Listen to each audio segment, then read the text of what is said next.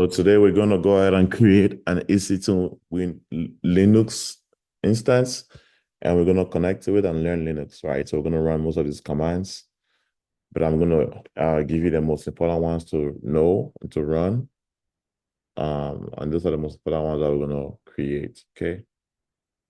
Um, it's the same thing, it's the same commands in Azure, and it's probably going to be the same thing in Google Cloud, okay? It doesn't matter where instance you create, it's going to be the same thing, okay? So in AWS, I'm going to go ahead and create an EC2 instance right now. So AWS, I have my bookmark somewhere under here. More corporate. I'm going to connect to the account, to this account. So please log into AWS account. Let's create an EC2 instance, okay? So we can practice together. So we're going to go to EC2.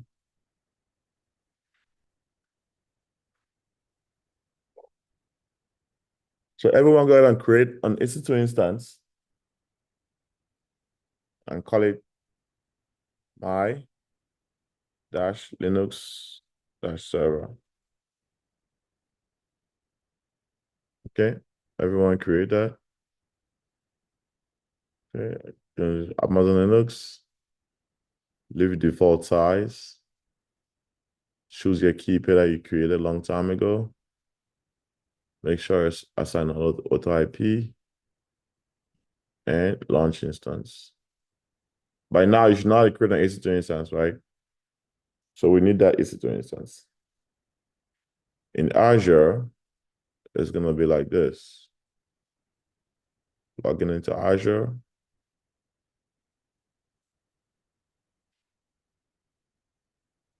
Going to create a resource.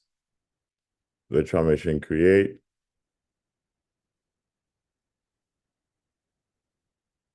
You'd be like this. You create a subscription. Cloud SRE, my dash Linux. Oh, he doesn't want my dash Linux. Um, Linux dash server.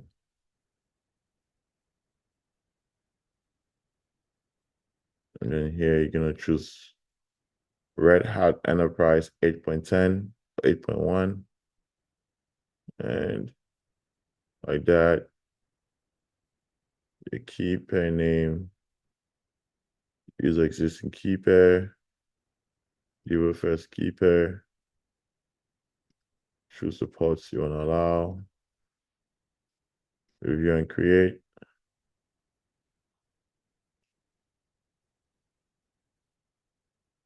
and create. That's it for Linux, right? For Google Cloud, I'll make sure, I think I have, let me just make sure I have a project. Uh, Actually, no. Folks, we'll skip about Google Cloud today, okay? But that's it. We have an instance created in Azure. See, it's already created. Kobe, it's already created. It doesn't take long to create, right? It's already created, so it shouldn't take long to create that as well. So, but we're gonna lose AWS one. We'll give it some time for it to finish creating. Once your instance is done creating, just put in the box done. When your instance is done creating and you can connect, just put in the box done. We're gonna go ahead and run these commands and learn these commands. The only way to learn them is to run them. We'll start with system management, and then we'll go to network management. Which key pair on AWS? The old key pair. Yes, always use the existing key pair, right? You don't have to create multiple key pairs over and over. Use the same key pair. Thank you, Chris. I know you're done, but are you ready to connect to the server? Mine is done. When it says 212 checks pass, it means you're ready to connect to the server, right?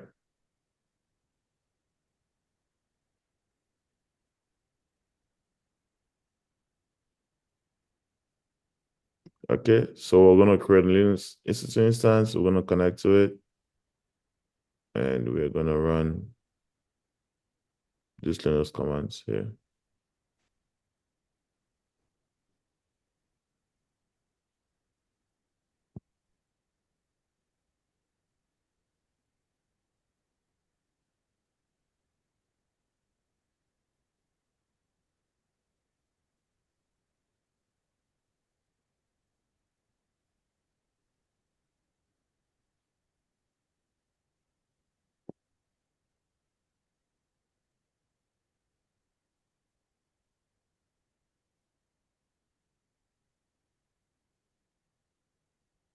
Okay, so I'm gonna connect to this instance by clicking connect.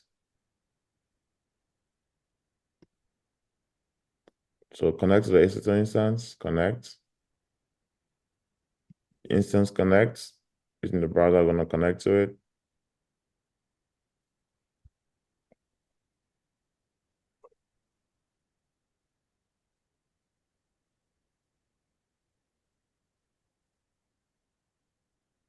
And we are connected.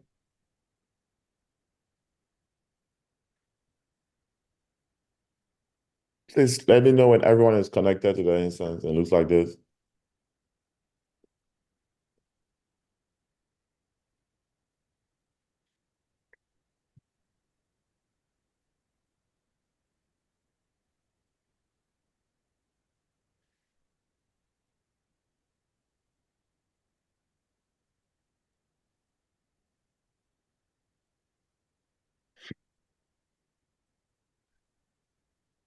I don't want to leave anyone behind, so make sure that everyone is there.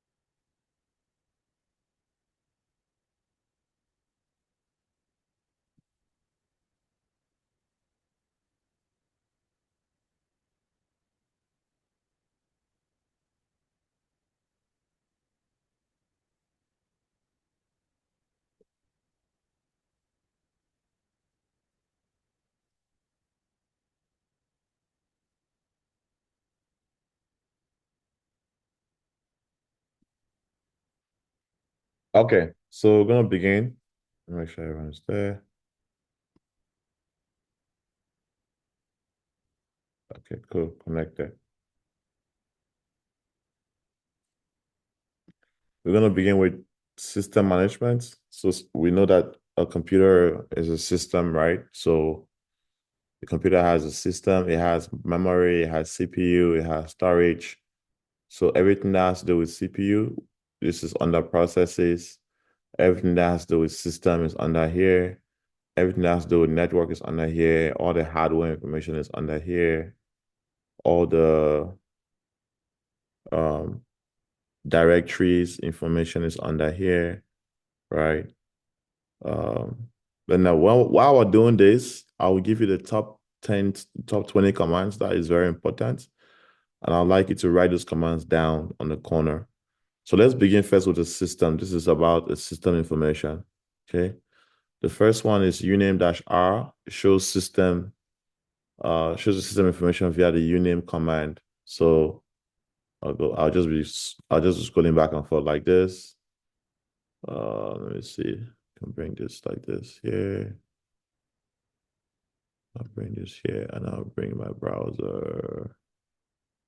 Where's my browser? Here. Mac has this thing where you can arrange things so that it can just go like this, swipe like this, left and right. I can close this out. So I can just say uname-r and I'll come here and just type it. Uname-r. So this is the system name. We're doing Amazon Linux version 6.1.0, version 6.1.109, right?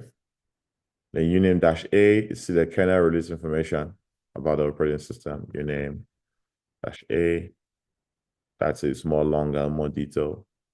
Then this date, guys, take note of this date, right?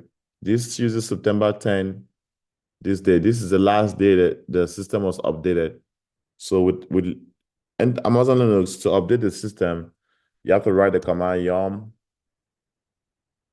You have to write the command sudo yum update -y. And if it has a system update, it will update. But if it has no update, then it would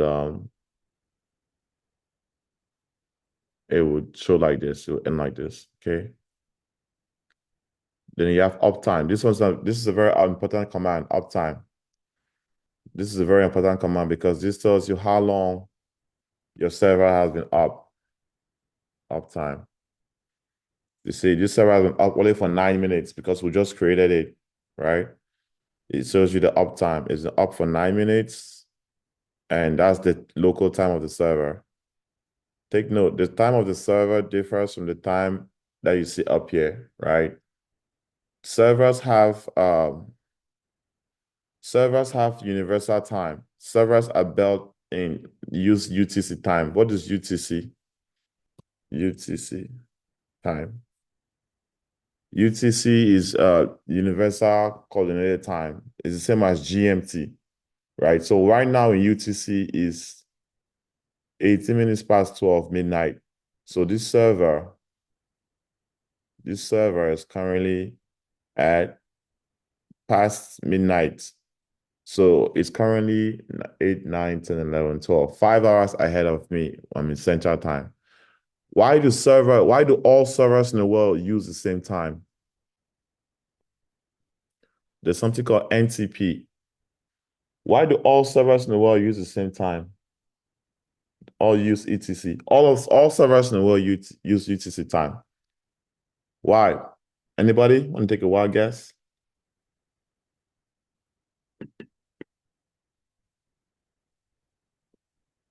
Let's think. The stock market uses the same time. London Stock Exchange is the same time. The Japan Stock Exchange is the same time. Airports use the same time format. Airports have airport codes. Zip codes have zip codes. Weather stations have specific codes they use. Why do servers use the same time format, UTC or GMT format? Maybe because, the cloud, they have a general language, a common language. They should also have a common time. Yes, that's close, but not exactly it. That's very close though. It's not just about cloud. It's not only about cloud. It's all servers. Why do all servers use the same time zone? Maybe for consistency and Yes. coordination. Yes, correct. Consistency and coordination. What is the internet? Let's take a step back. What is the internet, guys? Come on now. What's the internet? Is a bunch of servers connected to each other. Exactly. So if my server in Dallas is saying that I'm at 7 p.m. and I want to connect to a different server that is at 9 p.m. and that one I'm connected to the one is at 8 p.m. Are they all universal? Are they all coordinated?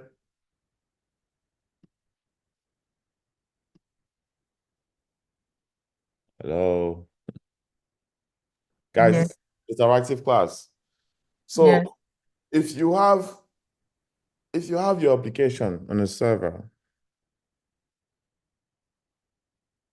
if you have an application on a server, and one server has 8 p.m. One server has Dallas time zone. Another one has New York time zone. Another one has London time zone. And the application experiences an issue. And that application uses 3 different types of servers, right? This one has Dallas time. This one has New York time. This one has London time. This one has China time. And the application is facing some issues, and users are facing some issues connecting to this application behind here. And your job is to troubleshoot that issue. And you decide to ask the user, what time did the issue start? The user said, oh, 8 p.m. Dallas time. And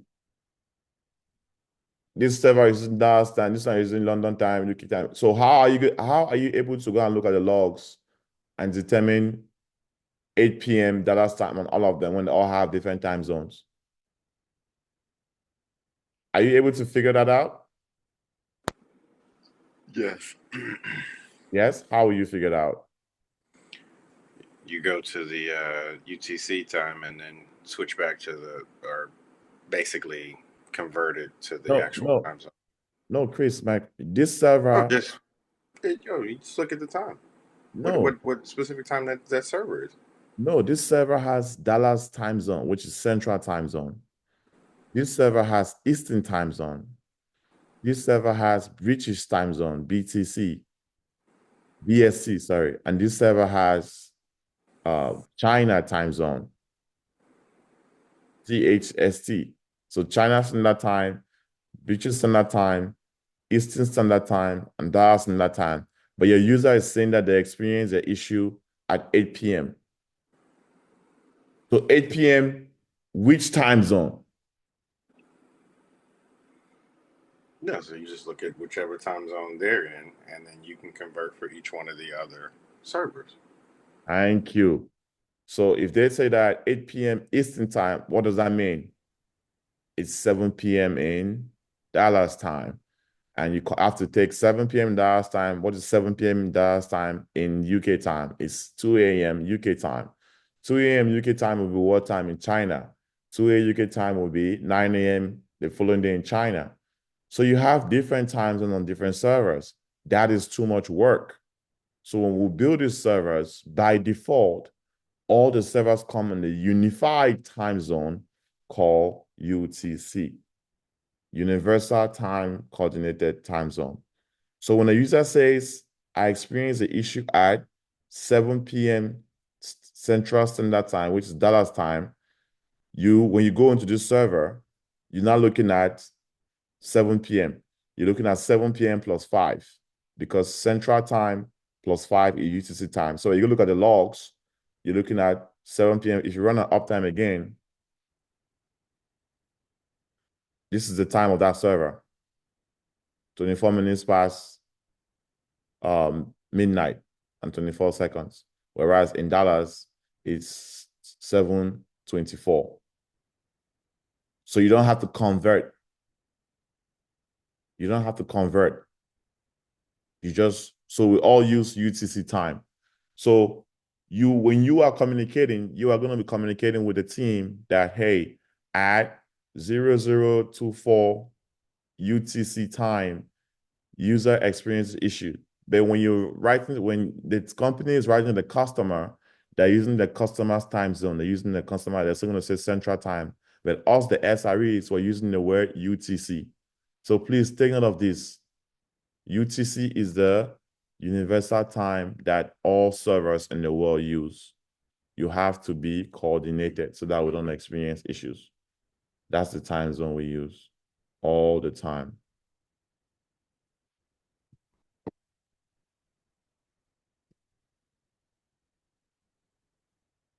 Okay? Cool.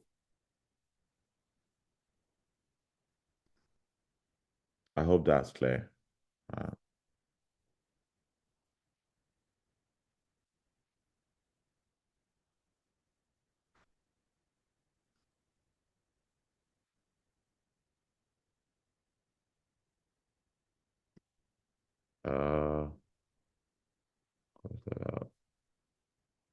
So next one is uptime. This is very important. Display how long your system has been running, including the load average.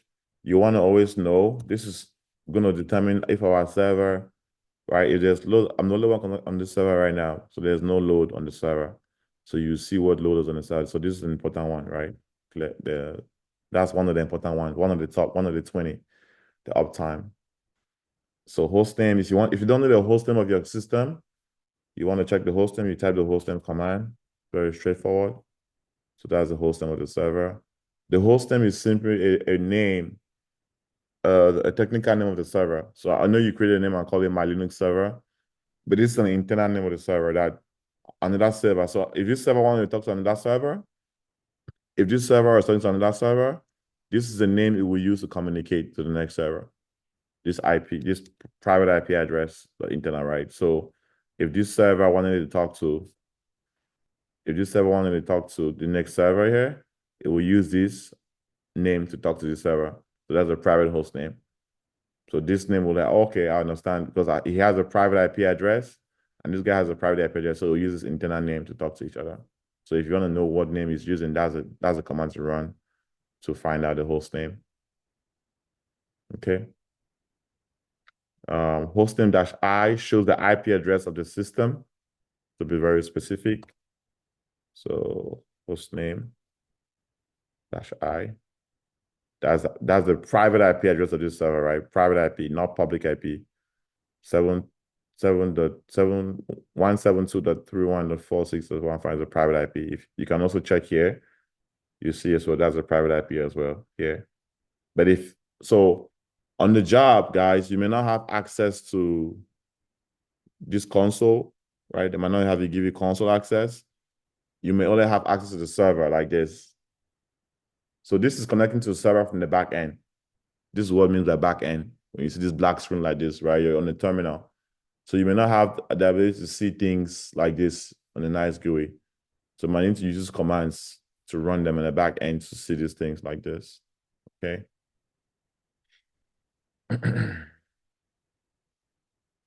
Last reboot time, you can check when the system last rebooted. Right, that's another one too. If a system goes down and you bring it back up, this is something you should run, right? So the last reboot was when it started, so that it hasn't been rebooted yet. As you can see, today we're on Wednesday, but this server is already on a Thursday, so it's still running. So date, you can run the date. Not a very important command, right? This is just today's date. So, and then you have time date control. So you can query and change the system clock. It's time date CTL. We don't really use this one very much. So you see local time of the server is this. Universal time is this. You see all the time. You see it's all in the same system clock synchronized, yes. So you want to make sure that this is there. However, right, some system engineers may want to customize a server for an application, and they go change the system clock and make this value equals to no. And then the network time protocol service is no longer active. So it will mess up the whole server. The local time is different from this. So when this happens, the application might not be able to communicate with other servers because they're in all separate time zones. So this is the command you run to check to see if this is synchronized or not, right? But like I said, if you don't see this, if you don't see system clock synchronized, yes. I don't see NTP active, it means they have changed the NTP server and they want to customize it for a specific application. Don't get me wrong, some specific applications will use a different time zone, but they are not allowed to communicate with other servers that use UTC if that's the case. If you want to customize the server's time zone to Dallas time only, it means that application is a private application that is supposed to use only with the users within that time zone, right? If you start using that out of that time zone, then it might mess things up. And then you have Carl is just to show the current calendar. Are we running this command along with me? I hope you're running them along with me, right? Yes? Yes. This is how you learn, guys. You have to type it in, not copy and paste. This one is list of logged in users. So when you log into a server on the job, you run the W command, you see everyone else logged in. So now this is one of the first things you should do. This one is important too, because when you log in or you run a who am I? So you know who you are, a user. So when you forget what user you use to connect to the server, you run a who am I, right? Or you run a who to see who's connected to that server, right? How long they have been connected to their session, all that stuff. Because there are times where you connect to a server, you're trying to do something, and the server is slow because someone that person is doing something on that server. So you run the W command, and you say, "Oh, Chris is here." Okay, then you go and ping Chris on Slack and say, "Hey, Chris, are you connected to server number? Please, I'm trying to run this thing. It's gonna restart the server. Can you log out for a little bit? I only need 10 to 5 minutes." And then so that Chris will log out, and then you run your stuff, and then you tell him it's done, right? You don't want to just go and do things on there and then kick Chris out without him knowing, right? You want to communicate because you're not working on that server. So that's very important to run if you want to know who is there. Then finger is if you want to see specific information. Let's say you run a W and you saw Chris is there, and that's Chris user. Now you can run a finger, and then you want to EC2 -user. Let's see. Finger username. I don't think this one is I don't think this command is supported. All right. It's not supported for this type of user. So it's not supported. So don't worry about that. Ulimit. I don't think it's supported as well.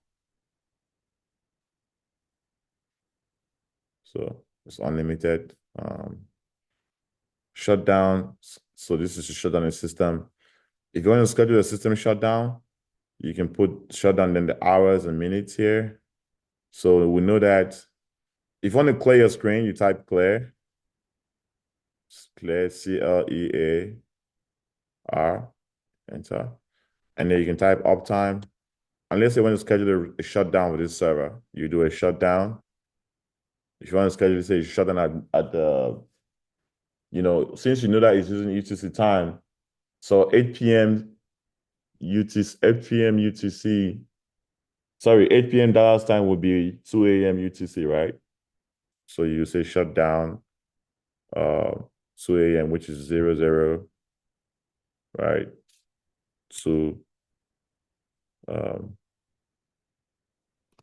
No, it'll be 02. Then that's hours. Access denied, right? Because you cannot, so you need privileges. So sudo shutdown 02. So the shutdown has been scheduled. So sudo means use the superpower, right? Because now you're just an EC2 user. You don't have the superpower. We'll talk about sudo in a little bit. Sudo is a role in Linux that gives you administrator power. It's like on your Windows machine, you cannot install certain things without using administrator. So sudo in Linux is an administrator role. It's a powerful role. It's like using your administrator of the laptop to run commands. So that's what this is, right? So as you see here, we're able to run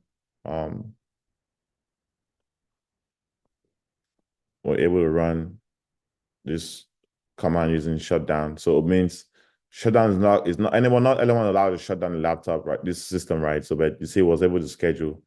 To unschedule it, we can just run a sudo shutdown -c. -c means cancel. And then system has been canceled. Okay. These commands are very important because you may not have access to the console like this, right? In some companies, you only have this access like this. So you may need to know some of these commands, right? Then very rarely will you be shutting down any system. We don't shut down systems. You may have to do a reboot, but not a shutdown, right? So reboot would be like sudo reboot. And then the system will call the reboot now. See that? And then you can like sudo. So it's already rebooting now. See, I cannot type anymore. So it's going for reboots. It's rebooting now. So if you go here and look at it, it's rebooting. Refresh. So it's rebooting right now.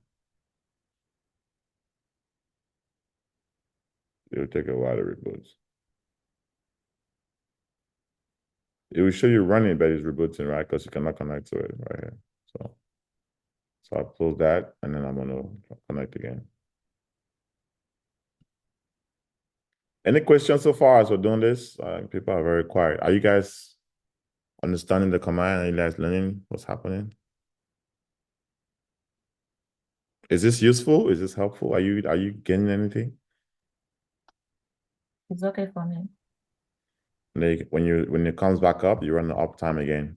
So you now see there's an up, well, 0 minutes because we just rebooted it. You see that? Okay. So I think we're about done with system.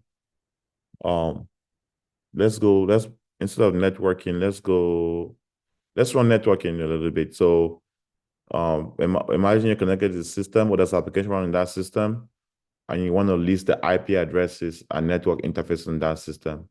So you do IP space ADRR space show, right? IP space address space show. So this is the IP addresses of the server. This is a local machine, the local server. So every machine has a local INET address. Every laptop has a local RAM that is mapped to the MAC address of your machine. Remember that MAC address, the media access card, and then you have another one mapped to the network interface card. That's where it generates an IP address for you to go out to the internet, right? So this is local. Every laptop has this 127.0.0.1. This is your resolving name server. Remember the DNS that we talked about? How the resolving name server goes to check your cache, the IP address is there, then it goes to the root. This is this guy. That's this guy here. This is the workhorse that does all the work on your laptop. But for you to be able to go out on the internet, you need this network interface guy right here. So this is the address. This is the address here. This is the IP address that goes out into the internet, right? However, this is private, right? So it doesn't go anywhere outside of it. It's just staying within AWS. But your public IP of the server is what's going out. And IP config, or IF config, sorry. This is a longer one, IF config, this is the one. It should show somewhere here, IF config. It's more detailed. So that's the INET address. That's the net mask. That's the broadcast address. And how many packets have been received here and transmitted packets. RX means receive, TX means transmitted, right? So that's your system has two network interface cards. One is local, one is external, okay? IP addresses are there, and then assign an IP address to interface at 0. You can assign an IP address to a specific interface. Let's say you want to use a specific IP address that you bought. So one thing on the internet or in networking, you can buy a specific IP address. Why do I say so? Some software that companies sell, let's say you want to buy, what's an example, a good example I can use? Let's say you run a business, okay? You run a business and you buy software from Microsoft. Microsoft is a perfect one. This is your Microsoft Windows server.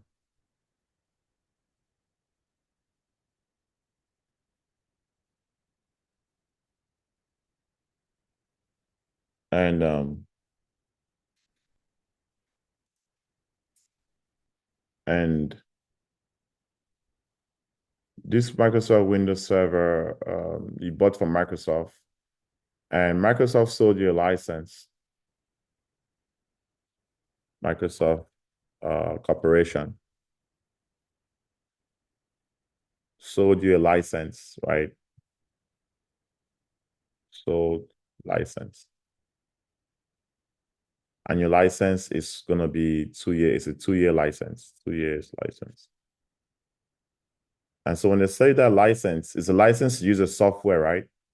So if you install that software on this machine, if this machine is in the cloud, and this machine's IP address is 192.168.2.1, at the time that you bought the software, and then Microsoft said, okay, we're going to attach that license to this machine. So it means that license is attached to this IP address. Okay. But as we know, in the cloud, every time we restart our server, we reboot our server, it comes up with another IP address. Or we restart it, it comes up with a different IP address. So we did a restart, and it came up with a different IP.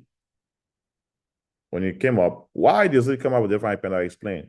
It came up with 176.238.3.4. It came up with a different IP address. But our licenses are tied to this IP address, right? Because Microsoft say, hey, give me an IP address. Licenses, Microsoft licenses are attached to this IP address.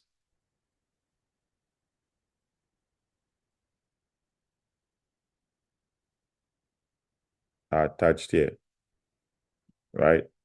But when the server came up, it came up with a different IP address here, right? So now users are connecting to this server after you restarted it, and they can't access the application. When they log into the server, they log into the application, it's empty. They don't see their accounts, nothing, because the licenses for Microsoft application is no longer here. So how do we solve this problem? Well, there's something called a static IP. A static IP. Or Amazon calls it elastic IP. You buy an elastic IP that is at a certain address like this, 192.184 or 185.45.67. This is permanent.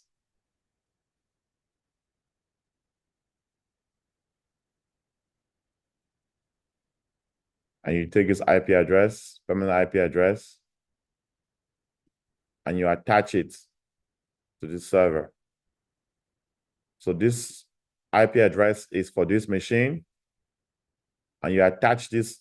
Remember guys, every server has what? 2 network interface, right?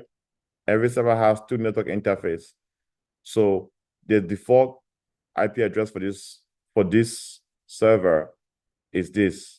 It came with it when we created it, right? Came by default. So, but now that we bought licenses from Microsoft, and we want this server to have this permanent IP address, because we told Microsoft, hey, Microsoft, don't use the IP address that came with this server. Use the permanent IP that we bought, the static IP that we bought.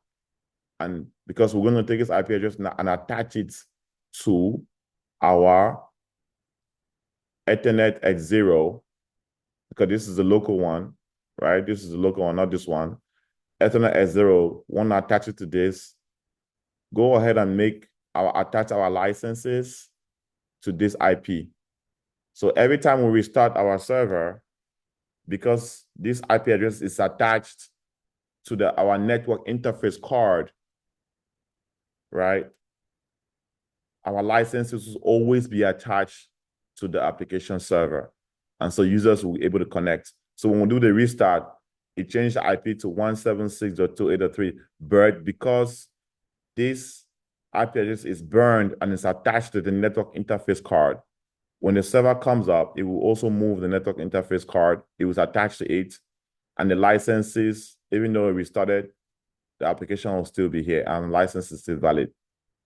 So specific applications use a permanent IP address, a static IP address like this, and that's why you see we need to have elastic or permanent IP addresses. So, but why does a server come up like this? Let's explain that. Let me explain that. In the cloud, what AWS did or Amazon did or Google Cloud did, what they did is they took one huge machine like this. They took one huge virtual machine like this, one huge server. And this server has about 128 gigabytes of RAM, of memory. It has about 64 CPUs. And then it has about 1 terabyte of storage.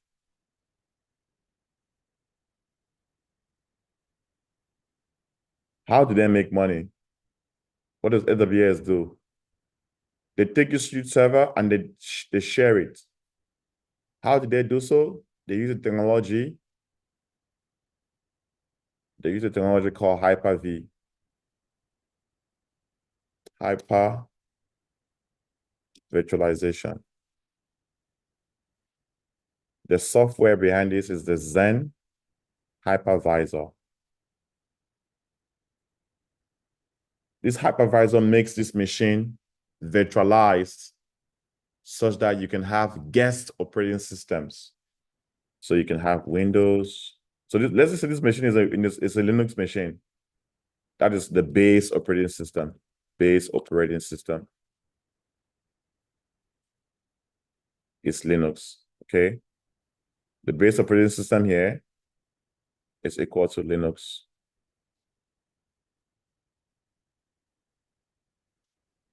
But now you have installed the Zen hypervisor on this machine, and now you're able to run Windows 2012. That only consumes Windows 10, so that only consumes 2 or 8 memory, 8 GB of RAM, and like 2 CPU. That's a guest operating system that runs here.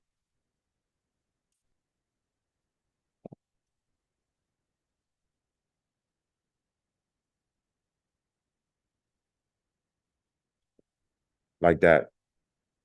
Same thing here. Boom. Another one, another Windows. Boom. Another one now is now Linux.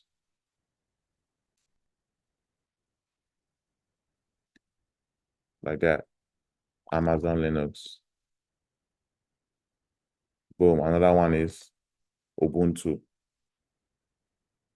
So the same machine, they're just cutting it. They're using the same machine and cutting it, right? Ubuntu 22.04. So this one machine with this kind of memory can hold about, say, 60 machines of different sizes. If you add up all their memory, 8 plus 8 plus 8 plus 8, it will equal 128. So when you want to create your server, you just come here. When you create your server, right? When you create your server, it looks for an empty slot in this machine. Oh, there's an empty slot here. Boom. It comes and it creates your server for you here. Boom. And that's your machine. Now, the issue is when you restart your machine or you terminate and restart your machine, it will come up.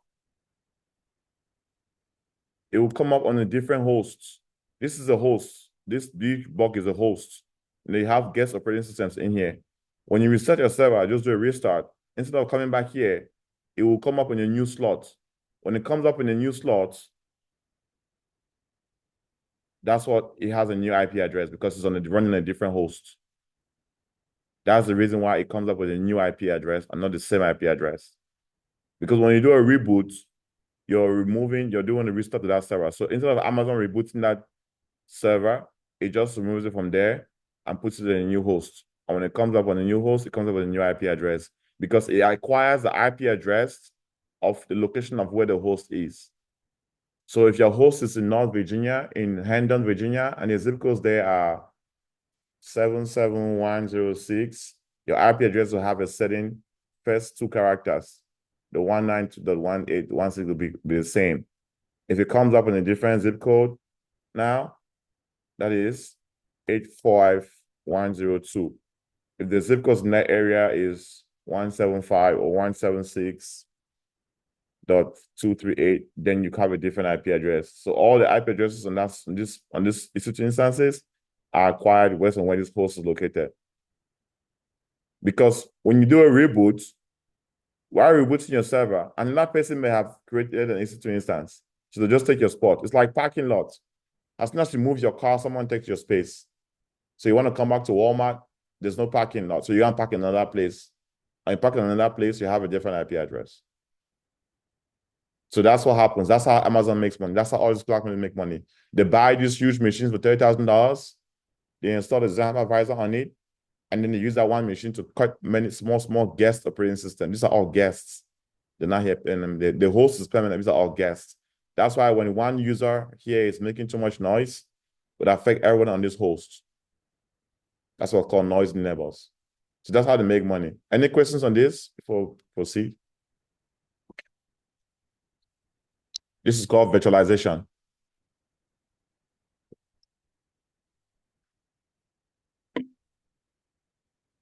Is it clear? Yes. Okay. Add it to your homework, guys. Research on virtualization. What is virtualization in IT? Add it to your homework. You should look up on this Zen hypervisor. Zen hypervisor. This is a project. It's a free and open source type 1 providing service that allow multiple computer operating systems to execute on the same computer hardware. Let me give you guys this link. You can run multiple operating systems on the same hosts if you install this software.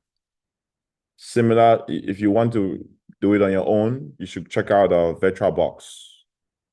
VirtualBox. You can install VirtualBox on your laptop. Oracle VirtualBox on your laptop. If you wanted to run multiple operating systems on your laptop, you can install VirtualBox. It will allow you to run Windows, Linux, everything on your laptop if you just install VirtualBox on your laptop. So it's a virtualization software, right? You make your laptop look like it's a huge host and you can run multiple operating systems. It's very powerful. Okay, so that's how this EC2 instance is. So this instance here is on one of those hosts. If we do a reboot now, it'll come up with a different IP address, right? This is our IP address that you see here, right? If we do a reboot, it'll come up with a different one. Okay, cool. Let's continue. So if you wanted to attach that static IP address to that particular network interface card, this is the address IP will run. IP address add, so you assign to that X0, right? Remember, we saw it here. We saw it here. Here. This is our X0 here. This is the IP address. So if you wanted to assign a specific IP address to it, we just run that command and we'll run the ifconfig again, ifconfig command. We'll see that our IP address is now attached to this network interface. Okay. You see, ifconfig displays the IP address of all the network interfaces, right? Ping, it's an important one. Ping is used to test connectivity. If you don't have internet on that, if you're trying to see if internet is working on any system, even your local laptops, always run a ping command. That's when you know there's internet connection, like run ping facebook.com. Let's see. If you see 64 bytes, then there's internet connection. If you don't see this, then there's no internet connection on that server. Okay. Next one is netstat.pnltu. It's to see activity for the listening ports with netstat command. So let's see. Netstat. Let's run netstat here. Netstat means network statistics, right? I do not use any PLC. You want to just see what's streaming on that server, right? You can see the inode. You can see where the location where it's coming from, right? This is mostly for networking troubleshooting. But it's a dash PNLTU. So you want to listen to the open ports, listener port. So in this server, I will open up port 22. So if we're running netstart dash PLT, what was it? PNLTU. You can see the various connections, TCP, UDP, right? Remember, we talked about this right, or doing the OSI model. So you can see that, okay, on TCP port, we are currently actively listening for foreign, that is listening for foreign connections. So we're only using TCP ports, not UDP ports. Why are we not using UDP ports? Why are we using only TCP ports? Come on, guys. We already know these things. Now we're starting to use them. So it should be very easy to understand. We talk about TCP and UDP, right? Why are we not using UDP ports? Why are we using only TCP ports? I think it's based on the connection because the TCP connection has to be established and tracked, while UDP is just like wireless. I would say reliability for TCP over UDP. Okay, that's good. That's one of the correct ones. Yes. What else? Come on, guys. Speed. No, guys. We talked about it. You wrote it down. It's in your notes. Did you guys take your notes down? It's secured. Order. Yes. Order. But guys, you have to be able to give a full sentence in an interview. You're not going to just add order. Why do we use TCP over interview? If that's an interview question, how would you answer it? Would you just say order? You're not going to get the job, guys. We spoke about it extensively in this class. We talk about the differences. I gave you guys 3 differences. I gave you guys in the network fundamental notes. I gave you guys in the notes. Are we studying? Do I need to come and are we studying at home? You need to study 1 hour a day, every day, if you're going to do this. Please don't waste your time if you don't want to study 1 hour a day. Kwasi, give us the answer, man. Just give us the answer. So you know. UDP is not reliable and not ordered, yeah. Yes. My question is, why do we use TCP? Why you use TCP? You use TCP because it's reliable and ordered. Thank you. That's the correct answer. You use TCP because it's reliable and it's ordered. That's why we're, if you check netstat dash PNLTU command, you see that we're currently receiving connections in the TCP on TCP. UDP is empty. You see right here. It's listening for UDP connect TCP only, TCP-6 as well. Right? This is open and this is secure. TCP type 6. That's a protocol. You have to make a statement in an interview. You have to speak complete sentences. The only way to be able to have that confidence to speak in interviews is to speak here in class among your classmates that you know and you're comfortable with. You're going to be in the same group with. You're going to have projects on Saturday 2 to 4 p.m. and work with. You don't know the interviewer. So if you don't have the confidence to speak here, would you be able to speak in front of a random stranger for 1 hour just to get $150,000 job? I will assume so. Small things like this are going to come in your interview. Why do you use TCP over UDP? It's in your notes. I already gave you guys. It's there. It's in the networking fundamentals notes I gave you guys, right? It's there. I know I gave you. Come on, guys. You just have to study. You have to study, guys. You have to revise on your own. You have to study. It's under the Gen AI folder. I know I gave you guys. Where is it?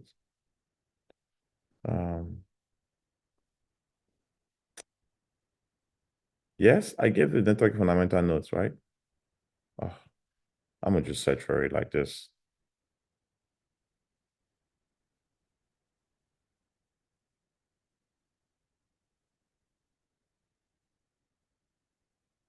I don't like that. Networking fundamentals. Like that. Yeah, that's it. Yes. Right? Was it here? Or wasn't it a lucid chart diagram? I know somewhere. CCP versus UDP.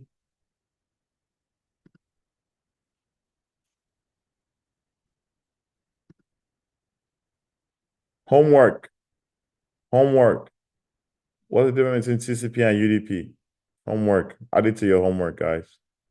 Homeworks are due on every Monday before 7 p.m. That's when homeworks are due. Monday before 7 p.m.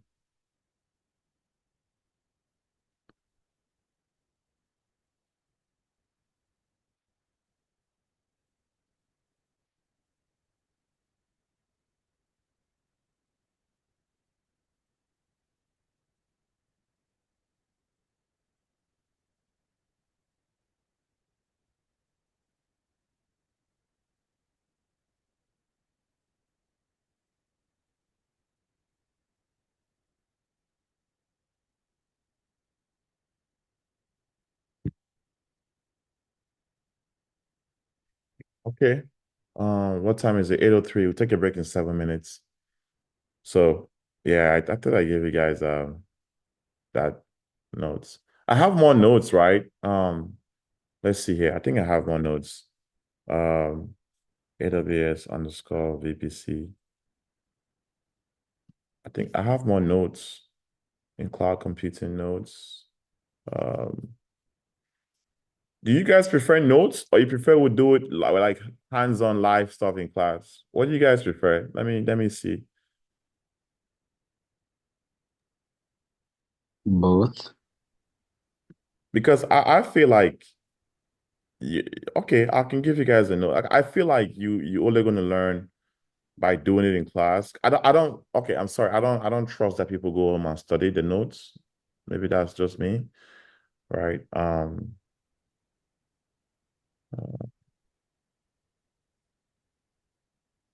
AWS. Let's see what comes up. I have lots of information on AWS. Okay, I'll find it and send to you. Let me not hold up the class. Let's continue. So that's NetStat. If you wanted to see what ports connection are coming from, what port is like what door, right? Port is similar to a door. Wanting to see what ports connections are coming in from. You will use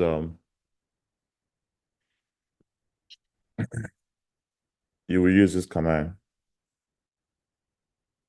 Let's see. That's important. Then NetStat show TCP and UDP ports and their programs. So you do network TULN. So similar thing, but you also use showing use UDP, but you see what only list the states, only listening to TCP. And then the domain name, if you wanted to look at whose domain name information, you type the whois. So display more information about a domain name, right? You type like whois, and then you type the domain name, like whois facebook.com. Let's see. I'm not sure this command is supported. It's not supported. And then a very important one. Woo, this is very important when it comes to networking. Very important. When you go to a site, let's say you go to a site, I don't know, let me say Diibo.com. And so it's probably show 404. Oh, it's a site? Oh, I didn't know it was a site. Oh man, my name is on the site, huh? I don't know, trees.io, something like that. It will not open up, right? You know, it's for sale. This domain is for sale. So you do a dig. A dig command shows DNS information about the domain name using the dig command. So dig. So if you're trying to connect to things like Facebook.com and you can't connect to it, you do a dig, Facebook. Somebody is advised to do www.facebook.com. And it will show you, it'll give you an answer. Dig, this domain gives you an answer.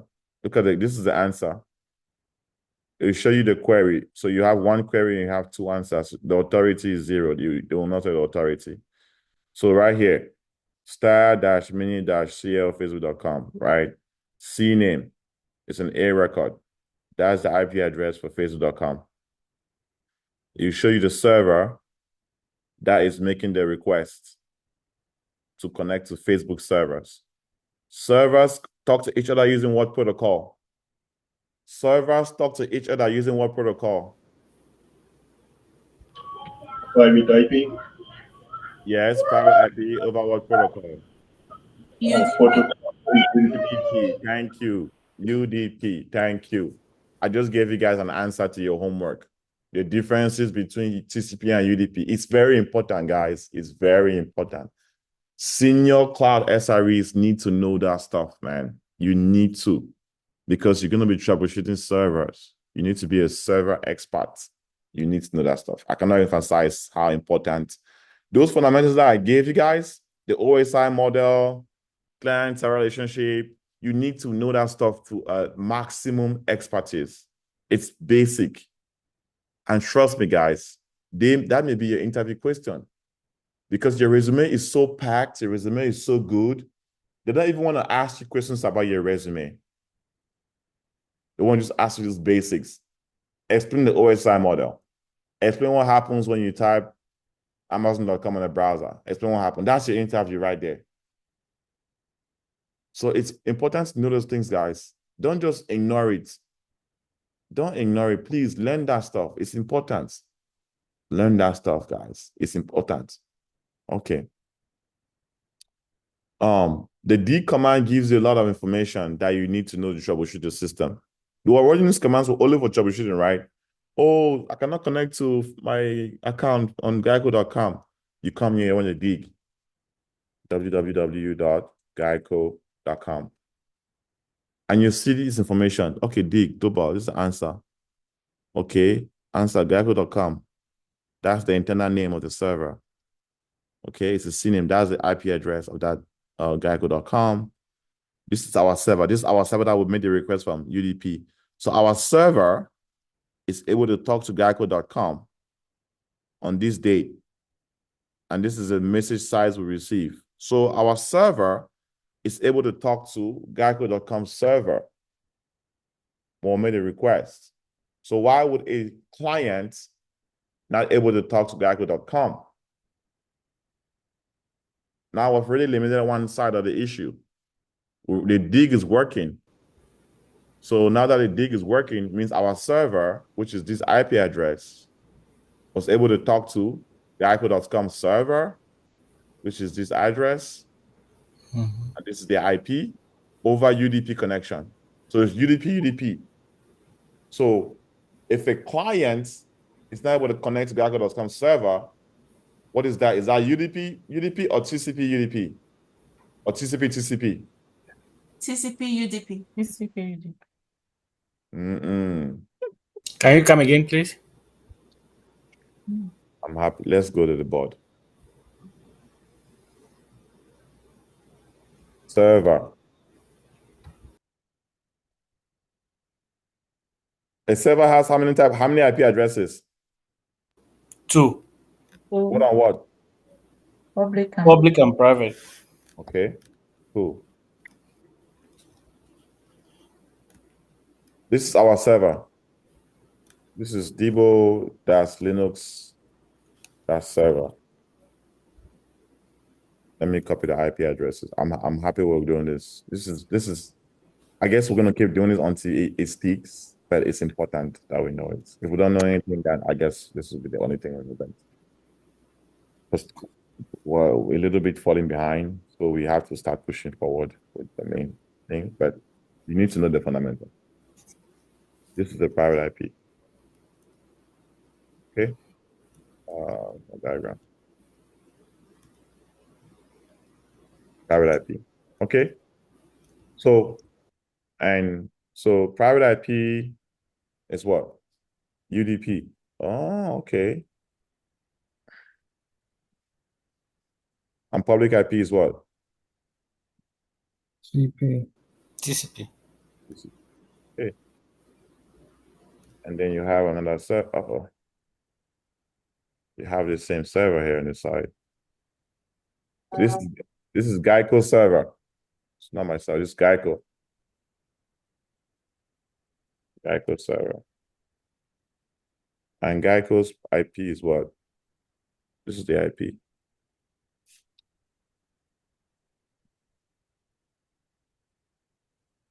Which of Geico IP is this?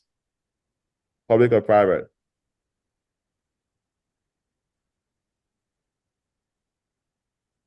Private IP. Why? Because it's coming from the request came from a server. Only a server can talk to another server, right? This is the antenna name here. What is this dot here? What is this dot in front of this .net? What is this dot here?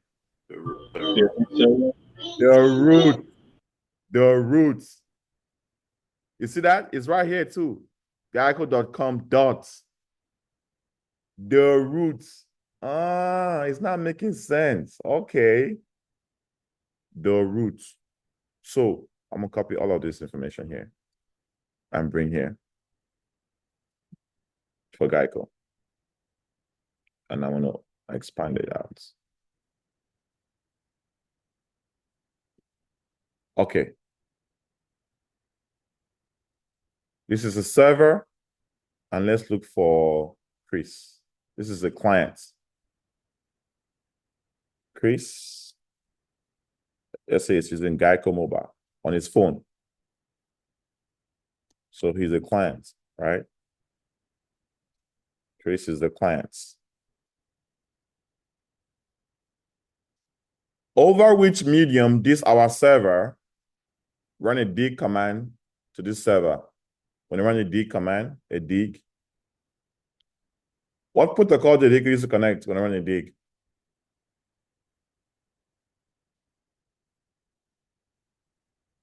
We don't know the private IP. What protocol did he use when I run a dig command? Hello? UDP? UDP protocol for a server. Guys, servers talk to other servers on the private IP using UDP. Can we just agree now and let it be permanent? A server talks to a server over? A private IP address. Yes, that's it. It's permanent. So this server talks to another server, private IP. Boom, it's done. Now, when a client wants to connect to a server, look at this application here. This client wants to connect to Geico.com systems. When it sends a request, what does this request go to? What is this? Load balancer. A load balancer. Do client requests go direct to the servers? No, it goes to load balancer, No. right? The load balancer take a request and spread it to what? The servers behind it. So what do we see? What do the clients see when they want to connect? So if you look at this diagram, what is Chris seeing when he wants to connect?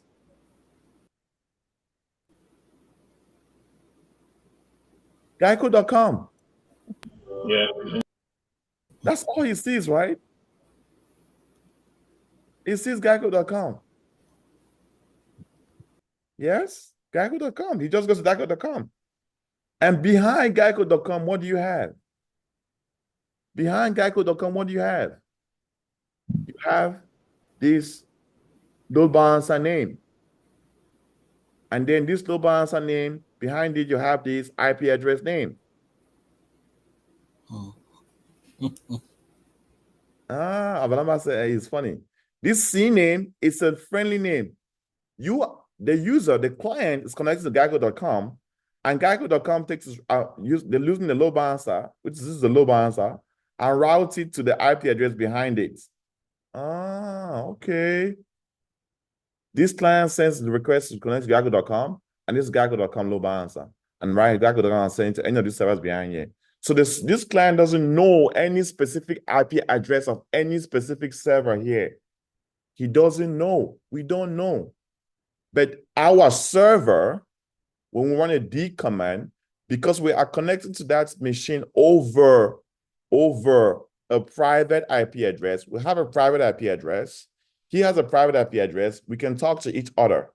But the client on a mobile phone, on a browser, the client trying to connect to Geico.com, goes to Geico.com, and Geico.com in turns now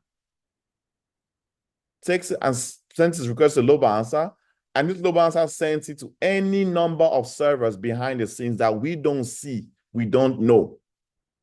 Because the application is what? Behind a load balancer. So when troubleshooting issues, we run a dig command. Hey guys, the dig is successful. We receive an answer. We receive 2 answers. The Geico.com CNAME and the load balancer A record. So server to server is working. We have reduced 1 issue down. Now, the next layer down is client server. Why client cannot connect to server? We have already limited this issue. This one is working fine. The client cannot connect to server. So now we'll start looking into what? This load balancer. Why it cannot accept connection from this client. So now we'll go and start digging more into this. And what's the command? Go now the next level down. You have a dig. Then you have a dig-x domain name. Do a reverse DNS lookup on the domain name. Dig-x. So guess we'll do a dig-x. You do a dig-x www.geico.com. And you see here, boom. Okay. This is a different answer. Authority section is that. That's a query. This is our server. And you see here, Geico.com, global output. You see query. You see this right here. And then look at all this information. And you talk to the networking team. This is the statement of authority address information. You continue digging. Next command down. Dig-IP address to do a reverse lookup. Dig-X. The IP address is this IP address. And you dig that IP address, and you see here, you have another IP address here. You see this information, this domain name, this is DNS ops, ARINET, everything about Geico. You continue digging. You can do a host domain name, from an IP lookup to look up the IP. Hosts, and then www.geico.com. You see, oh, okay, it's an alias. You see, Geico.com is an alias for this domain name. So this is the domain name. This is the real domain that it's hitting. And then this domain name has an IP address of this. So it means that the load balancer IP address is this. Because Geico is protecting its systems, it doesn't let you connect directly to this. When you connect to Geico.com, you're going to hit this load balancer, and the load balancer is going to push your request to this. And this is just for the Geico.com website. Geico.com website. When you have an account and you actually buy insurance, then Geico.com will now push your request now to an actual application server where they will issue an insurance ID card and all that stuff. This is just browsing the internet. You see, Geico.com is an alias for this. And this has an address of this. So that tells you that behind the domain name Geico.com, you have a load balancer and you have this. So now we'll log into the load balancer system and start troubleshooting the load balancer system. But without these steps, we will not know that the issue is coming from the load balancer. Maybe the load balancer is rejecting that request, maybe based on where the user is trying to connect from. The client's trying to connect from a specific address. Maybe he's in Iran or Syria. And the IP address from Syria and Iran has been blocked in this load balancer. Because the load balancer, you can block IP addresses from specific places. And behind load balancer, you have servers here. You have server 1, you have server 2, and you have server 3. Like that, you have servers behind it. Is it all making sense now, guys? Is it all coming together now? This is how things work. You will never know the exact IP address of a specific server at a specific company. However, our personal servers, when we do a dig or a ping, we can ping them because server to server, number one, they have the same time zone. Number two, they speak UDP and private IP addresses. They can talk to each other. But the clients can only talk to a domain name, and the domain name in turn pushes the client request to a load balancer, and the load balancer pushes that client request to any of the servers behind the load balancer for processing the request.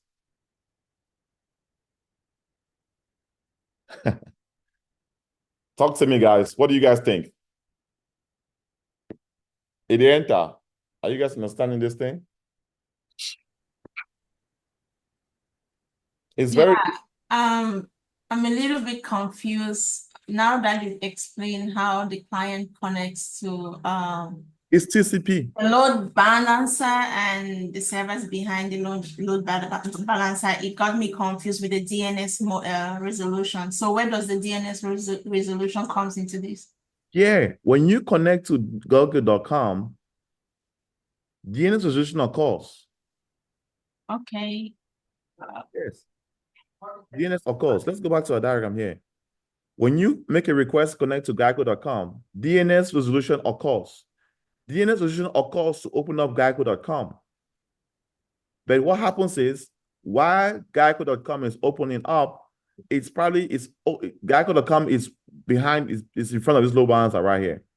So for Geico.com to open up, it will resolve the DNS and show you Geico.com.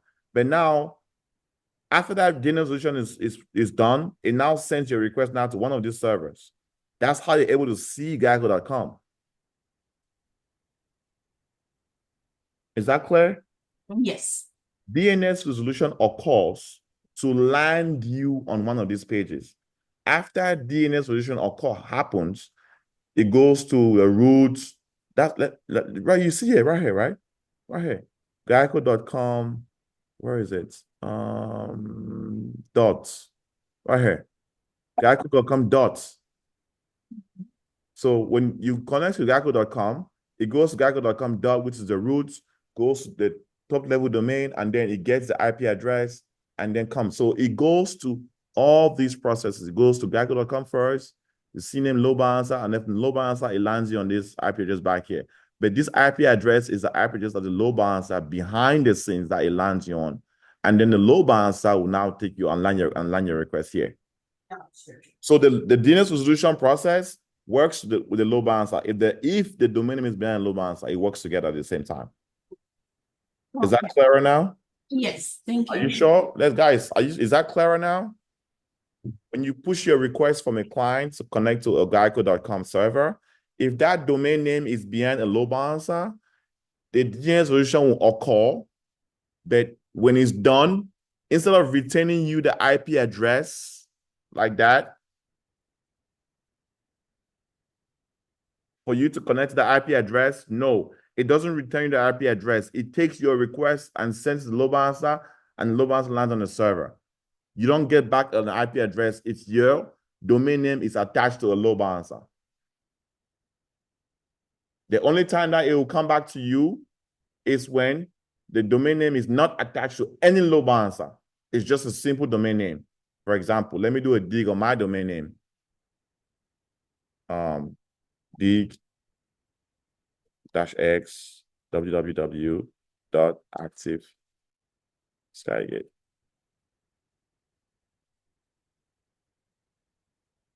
Look at that. Oh, let me just do a simple dig, actually. 1 second. I don't think I have it on load balancer. It's so expensive. Look at that. Boom. Access Skygate, access Skygate. See that? It's the same thing. I don't have a load balancer. accessskygate.com dot, accessskygate.com dot. So it returns this IP address back to you, boom, and you connect to it. You see that? So So if you your have to, domain name is not connected, it's not attached to a load balancer, DNS occurs and returns an IP address and you connect. If it's attached to a load balancer, then DNS resolution occurs and the load balancer forwards your request to one of the hosts, one of these servers behind you. If there's no load balancer, DNS occurs and returns your IP address and you connect to Diaco.com. If there's a load balancer involved, DNS still occurs, and when it's done, instead of bringing the IP address back to the client, it forwards that IP address to the load balancer, and the load balancer forwards to one of these hosts right here. If there's no load balancer, DNS resolution occurs and forwards the IP address to this server, back to the client, and the client connects direct to the server, direct to the server, direct to a server directly. But if a load balancer involved, and there are many, many hosts behind the load balancer, DNS still occurs, resolves, grab that IP address, and then forwards it to the load balancer. The load balancer now takes it and lands you on one of these servers.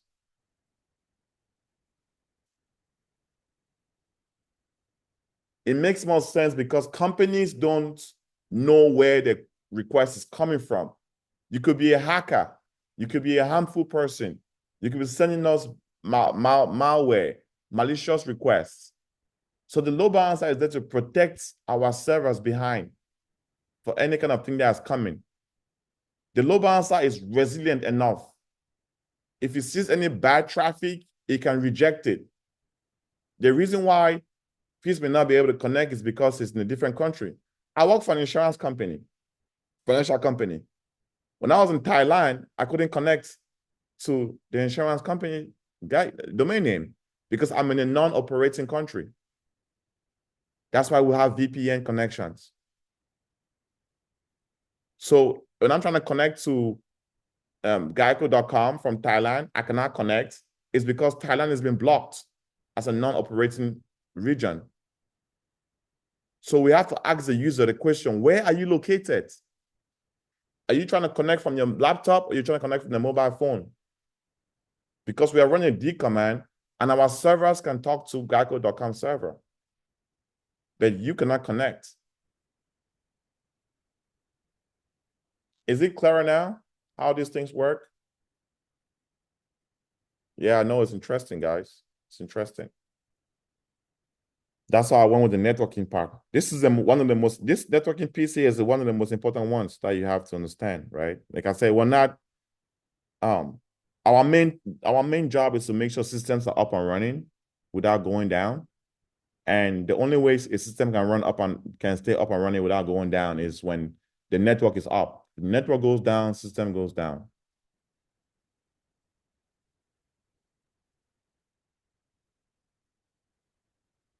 When the network goes down, the system goes down. If the network is up, system will always be up. Okay? Okay. So host, this is all important. Dig command is important. Hostname -l shows local IP address. So if you do hostname -l, let's clear your screen. Hostname -l, you see information about that domain name. Oh no, actually hostname -i. Oh yeah, that's the hostname. Hostname -i www.accessskygate.com. Okay, not invalid.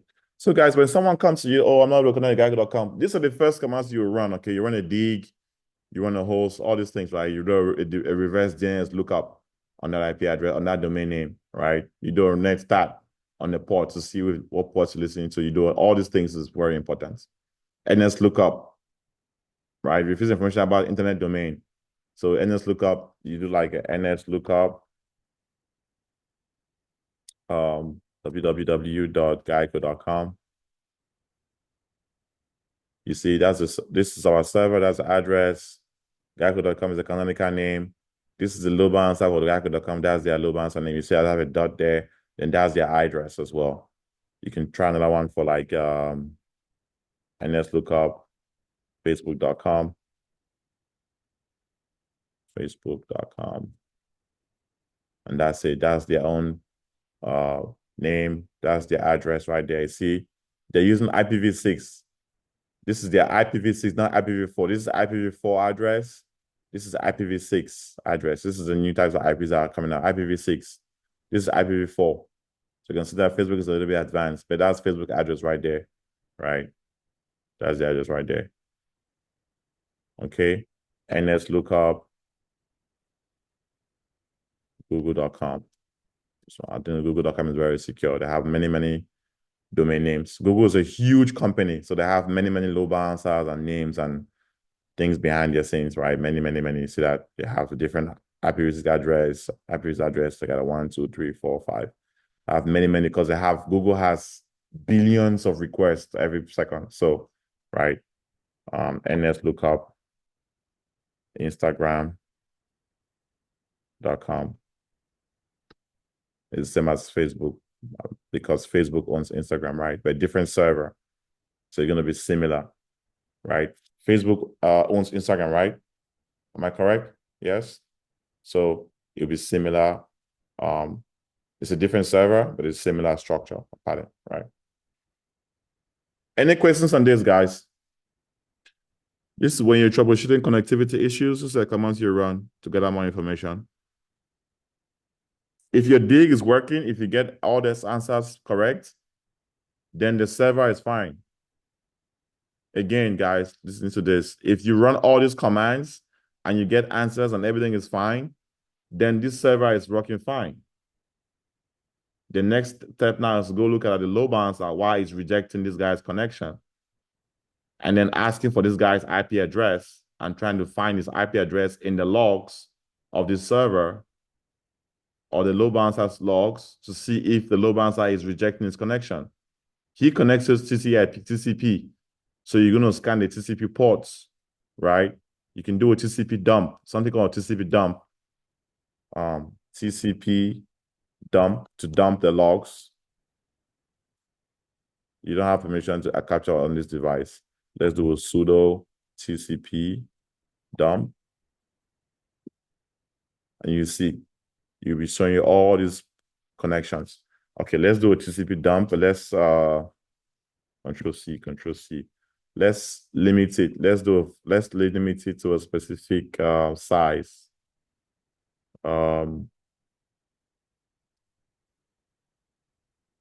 Let's capture 10 lines. Let's capture 10 lines. So we'll run, clear my screen here, sudo TCP dump -C 10. It's supposed to capture just 10 lines. Control C.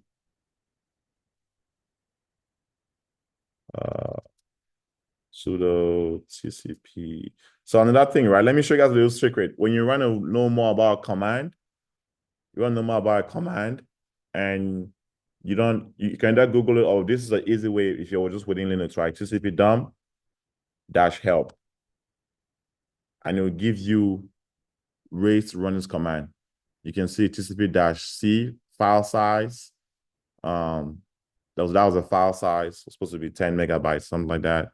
TCP you can provide a file, you can say -G, and you can see like 10 seconds, right? There's different things you can use here, right? Options you can use here. Then now when you see an option that you like, you can now type sudo TCP dump -C and then -help. Let's see.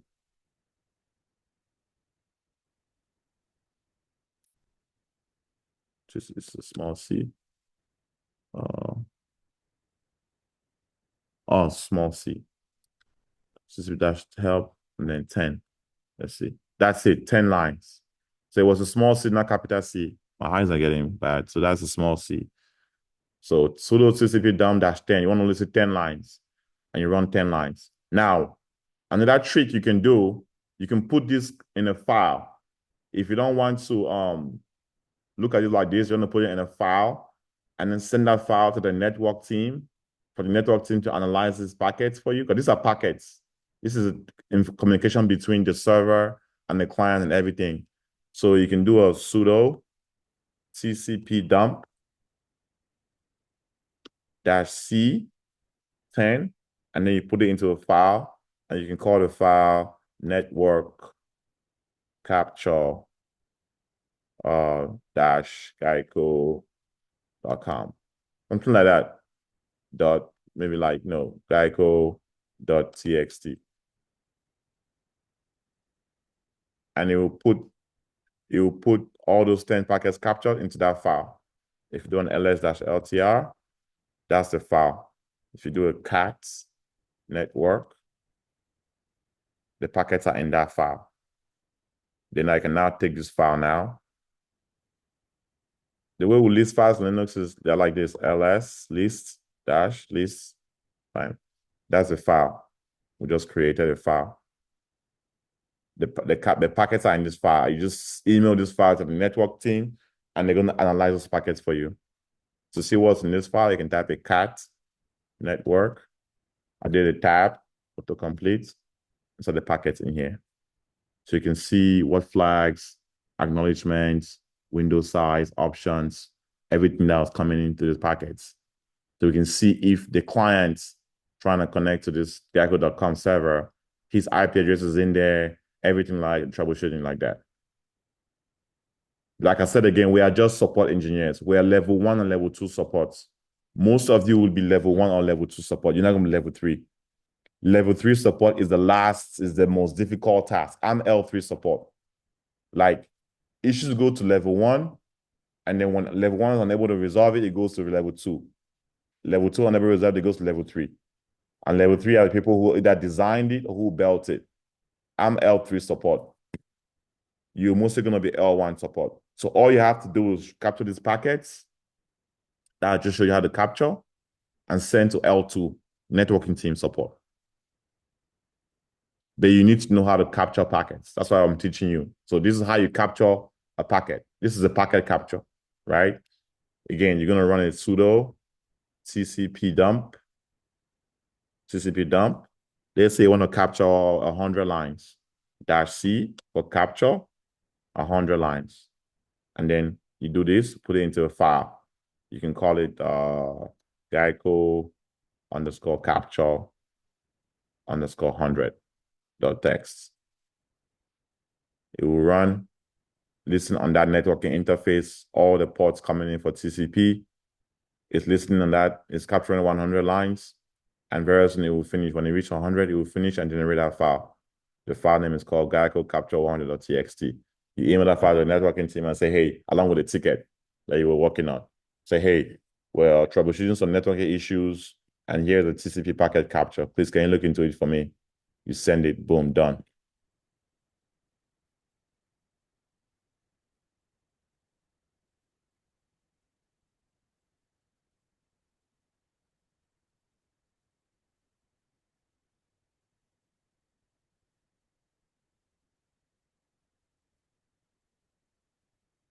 A 100 lines to take forever to get there to there, huh?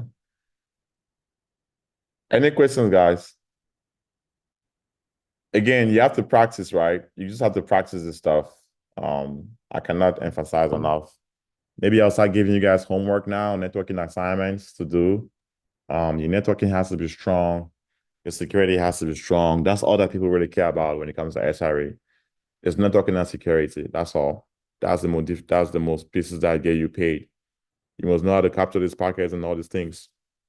For Windows users, there's a packet capture analyzer. If you're interested, you don't have to know it. It's called Wireshark. For Windows users, if you want to go deep into analyzing protocols and stuff, it's the world's most popular network protocol. What the networking team will do is they will use Wireshark to analyze those packets. Nobody goes and be reading this thing line by line. No one does that. This is difficult to read line by line. Nobody does that. You can just load this file into Wireshark, and Wireshark will give you like more details. So if you're interested, you can install Wireshark and play around with it on your own, right? Like I said, it's a networking job, networking team's job, not my job, not our job. Our job is just to capture packets and send. Our job is to run a D command to see if the server is working. Our job is to make sure connectivity between two servers are good. Our job is to make sure the load balance is up and running. Our job is to check uptime on the server. That's our job. Our job is to take CPU load average in the server. Like check this CPU is at what? CPU is low. We have 120 connections. We capture this stuff. I will send to the level 2 support. We are L1 support. That's what we are. Any questions? So that's more commands. We've done networking commands. We've done system commands. The next commands that are important on order are processes as well, right? Because when we run systems or processes on the computer, when we install applications, these applications acquire a CPU. They use CPU and memory. So when these applications use CPU and memory, they generate they consume our memory. So that when they consume our memory and CPU, they acquire something called a process ID. Okay. So let's run something. Everybody, let's do a little exercise. I'm gonna put this link in the chat. That you can do at home as well. If you don't finish, let's do at home as well. Amazon. Let me see. What are we running? So this Amazon Linux 2. So a little exercise to create a little website on your own. Let's see, it's a uname-a. Please, if I'm going too fast, stop me, okay? If we don't finish in December, I'll finish in January. I want you guys to get a job. The goal is to get a job. It may not take 4 months, it may not take 5 months, but it's to get a job. That's the goal. I'm not, if we don't finish in December, we'll continue in January. But you have to understand and know these things. Some classes take 6 months, some other classes take 1 year, right? I'm not in a rush to teach a new class in January. I'm not that kind of a guy who wants to teach a new job in January or wants to finish. No, I'm not gonna have a guy. We'll finish when we finish. But we'll have a lot to cover. So if we're gonna go slow and I'm gonna repeat the same things over and over, then I'll do that. Okay, my passion is for you guys to get a job, and that's what's gonna happen. It's not about how fast we go. It's about how far we go. So please ask me questions if I'm too fast, if I speak too fast. You know, I've been in America for a long time, maybe that's why I speak too fast, but I can slow down. So play your screen. I hope you have run all those commands with me. Let's do a little exercise. uname-a. We are running Amazon Linux. So let's see. Let's run a little install LAMP on Linux. This is the exercise right here. This is the exercise I want us to do. Is to install this application. It's called a LAMP, Linux, Apache, MySQL, and PHP on our server, right? You're gonna have something like this, PHP MyAdmin, at the end of the day when you're done. So this is the steps. This is the link I'm gonna put in the chat. I'll start doing some of it now. We might not finish, but I want to just show you guys something. I'll not do all of it. I want to just show you guys something real quick. Let me put it in the chat. This bookmark or save this link, right? Save this link. So let's go to this link and we're gonna run this installation. So I'm gonna copy this command, sudo dnf upgrade-y. Let's see. So there's no update. Next thing, I'm gonna install the latest version of Apache web server and PHP packages for Amazon Linux 2003. So I'm gonna just copy all of this. Or you can just click this button here. See right here? Copy.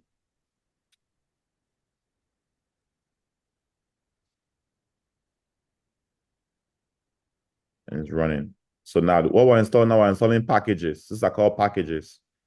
These are packages that you need to create an application on this server. The database application, a PHP application, a website, so that it will look like this at the end of the day. It will look like this. You'll have this and you'll have this where you can log in with your username and password. You will log into this PHP admin application. This is it. So this is something that, you know, you can build like similar like this, but you can build Geico.com. You can build Netflix.com. But this is how it starts. This is the process to configure a server.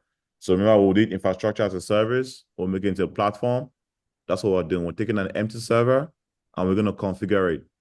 So these steps are called configuration of a LAMP server: Linux, Apache, MySQL, and PHP server.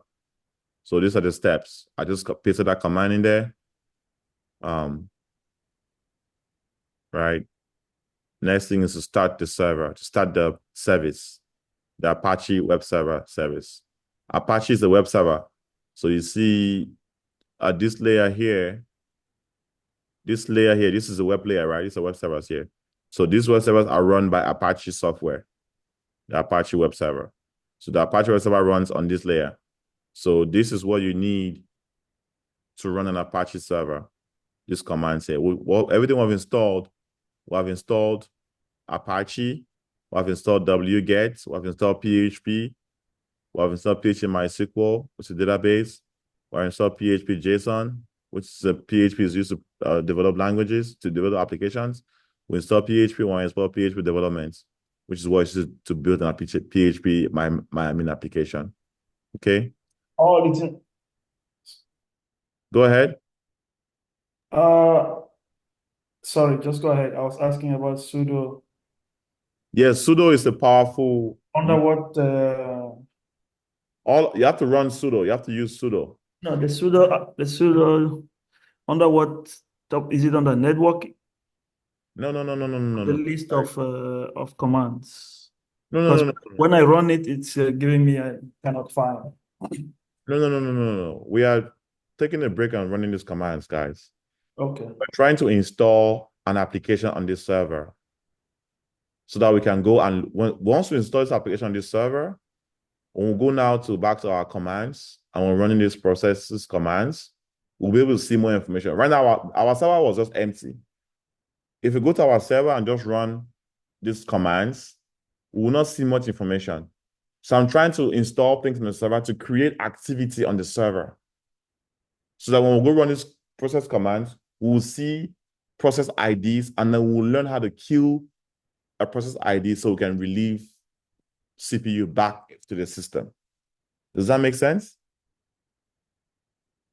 Hello?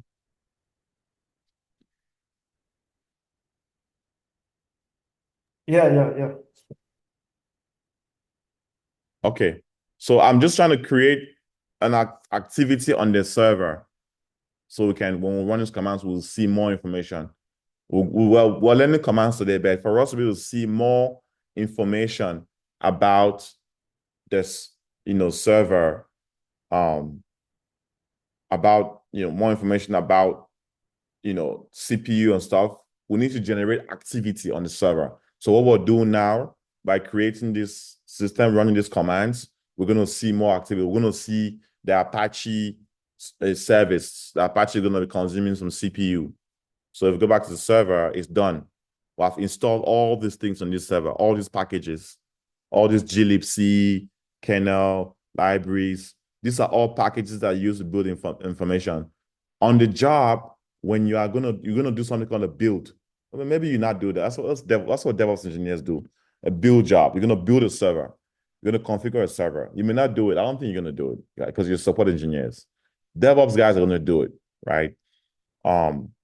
When you say, hey, prepare me 10 servers to be used as a web server. This is the steps you would take. But unless you're a DevOps guy, you're not gonna do it. Everything you guys are gonna do is ops. You're not gonna do the dev part because you're gonna be monitoring stuff. We haven't even got to monitoring yet, right? I'm showing you guys how systems are built so that you'll be able to monitor them because you saw how they were built. Okay? Before you're able to fix a car as a mechanic, you need to understand that car's engine.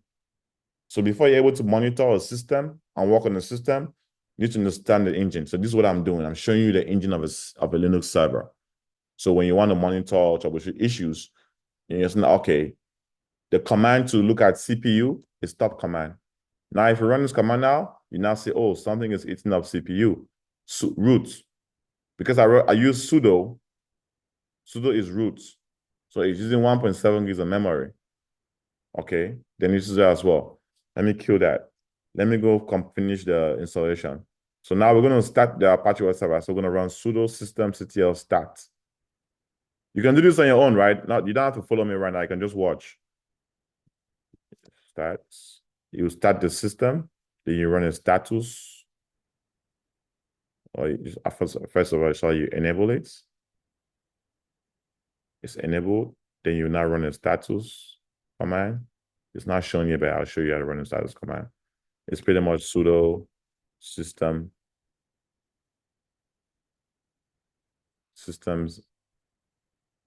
ctl status httpd. I made a mistake somewhere. Sudo system right there. So it's running. The process, this system is Apache is running on this process ID right here. PID 32539. 32539. So if I clear my screen and I run a top command again, if you look at it, you should see Apache running somewhere. HCPD is the command. Right? It should come up somewhere. Okay. Now, if you run a status, up arrow, up arrow, up arrow. Another way to look at all the commands that run on your machine, you can do a type of history, and you see all the commands you have typed in the past. How cool is that? All the commands you typed in the past, if you do a history, boom, it's all there. Look at that. So I can just copy all of this command and put it in the chat for you guys. Look at that. How cool is that? And then you can just go run it on your own. Look at that. Oh, I have a limit of 1,000. Oh, bummer. Bummer. It's coming. Oh boy.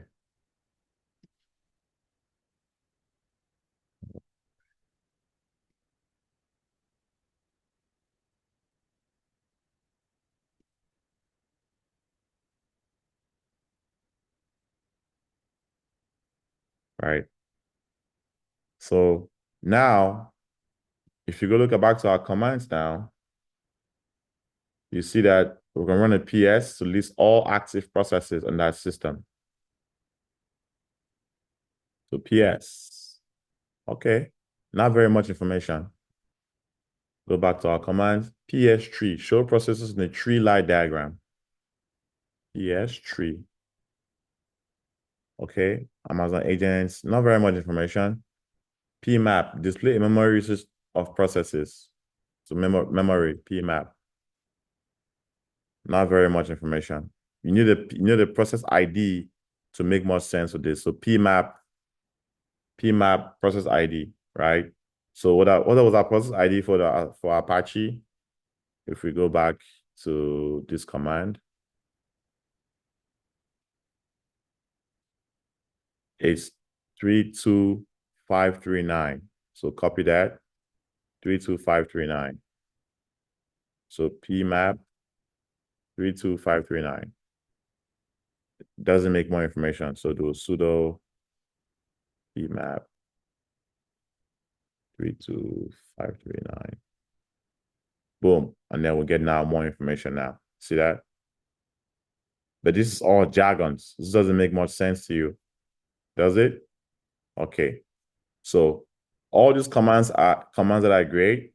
But let me give you the one process command that is great that we use in the job that gives us more information. Because you have something called a background process, and you have something called a foreground process when it comes to processes. Background processes are processes that are in the background. Every system has background processes and foreground processes. The background processes run in the background, and the foreground processes run in the foreground. For example, what we just did now, this Apache process is a foreground process because we installed it, we started it. A background process is a process that is run by the system, by this server. The server installed it, the server controlled it. Anything that you install manually is a foreground process, right? Like this. So PMAP. This is a foreground process. Apache, because we installed Apache, right? We installed HTTPD. We did. So it's a foreground process. Everything that we install is a foreground process. Everything that the system comes with is a background process. Okay? Background processes help foreground processes to run. So, but this is the command that we use when to check systems. PS-EF pipe command. We want to grep only for 32539. And that's it. This is Apache. This is all we want to see. So if something is going on with the Apache process, we will see here. PS means process, -EF means end of file. Because if you just run the PS, it's a huge command, right? They will say PS means PS space dash or minus, dash. EF means end of file, and pipe, grep only this process ID. We can also run a PS-EF, and it gives us a lot of things. But no, we don't want everything. There's foreground processes here. There's many information here. So we're going to add a pipe grep. Grep means give me only these specific things. So PS space -EF pipe grep means give me only what I need, and then we only want the process ID for EC2, or we can just say only want EC2 processes, EC2-user. And you give us only EC2-user stuff. That's it. This is the most powerful command that we use in the job to capture processes. We don't just run a PS-EF and just like that. It's too much information, right? You clear your screen, you run a PS-EF pipe grep EC2-user. That's it. And you see everything about that user. Or you can run the same thing, and you just grab the process ID, or you grab Apache. You see Apache foreground processes, and you see PHP pool as well. Or you can just grab root, and you see root has many processes, because root has a lot of background processes that runs. So that's it. So no matter how all these commands are out there, right? And then if you want to kill a process ID because it's consuming too much memory, right? You just want to kill and the process ID. But one thing, I'll teach you guys something that's very important here, right? Let me clear my screen. If you guys run a kill 32539, which is the process ID for Apache, you have to use sudo to kill the process. The process is gone. But if you go check Apache, I'll show you guys something. It's still showing the process. It's enabled, but it's disabled. It was enabled and now it's disabled because we killed it. But after a while, because we have auto service, we enabled auto service right here. We did this enablement to start at each system. When the system reboots, the PID will come up again. And when it comes up, it's going to be called a zombie process. A zombie process is a process when you hit it, when you do a kill, it comes back like a zombies, right? Zombies don't die. It's called a zombie process. So to kill it, that it should go and it doesn't come back at all. You run a kill, you run a sudo kill -9 32539. Okay, it's no such process. It's dead. But if you reboot the server, it will come back. So let's do a systemctl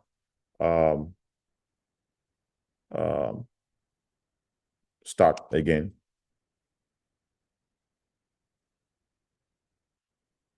Okay, I'll do another status again. it has a new process ID now, 33361. It's running. You see that? It's running. So if I go now and kill this PID, I'm going to do a sudo kill -9 that PID, and it's gone. If I go now and do a status, it's failed because I killed it with -9 option. So it's dead. When I killed it just regularly, you can see go that it was showing inactive. It wasn't showing killed. You see that? So now when I do a status, it showed failed, it showed killed, it showed it failed to fail, it's no longer active. So kill is killing it, but it's not like not killing completely. It's like it's gonna come back when the system reboots because it's a zombie process. It becomes a zombie. When you do a kill -9, you're killing everything about that process ID. So kill -9 is very, very powerful. If you do a kill process ID, the process ID is still there, but it's not running. If you do a kill -9, it kills it, stops it from running and kills the process completely. It kills the communication between foreground and background and kills the process completely, and it's dead. So if you need to really save a server or save a server from people from save it, and it's really urgent, you run a kill -9. They only make sure you run a kill -9 only after you have the permission to do so.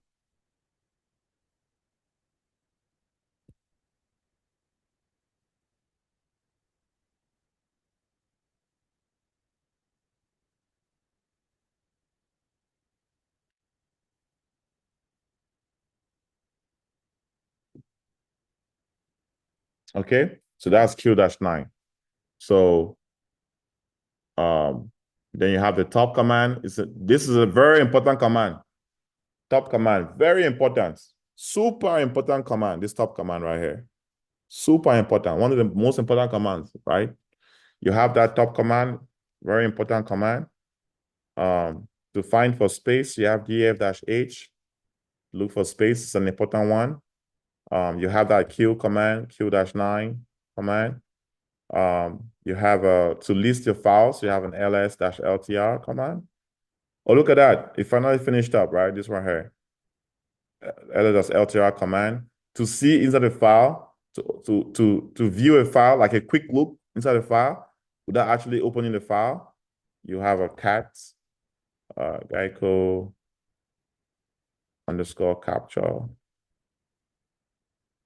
_100.txt. That's the file. But again, this is 100 lines.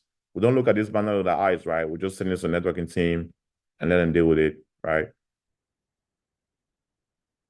And what other commands are there that is important? Like I said, if you have the PI grep, you have the grep command, you have the BG for FG command. You can run a BG to see what processes are running in the background. So when you're running some jobs, right, you can do sudo BG.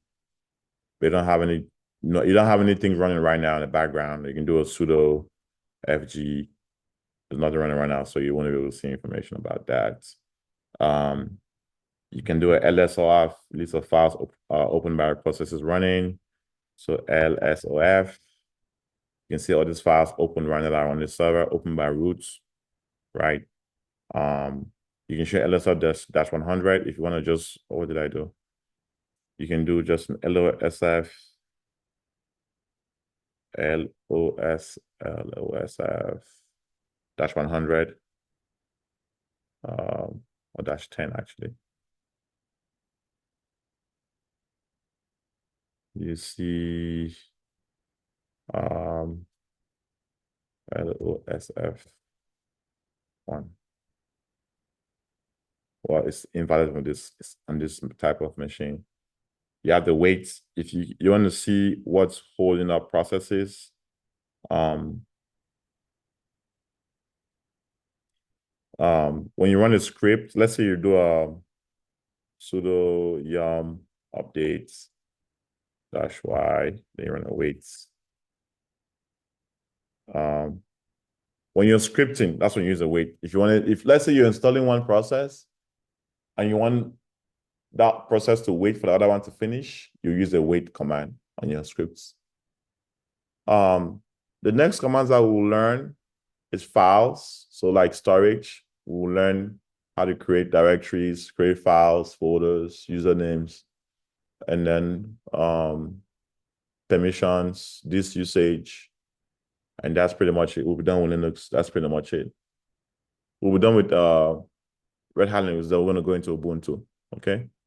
Any questions so far? I know we're above time, but that's pretty much Linux for you guys.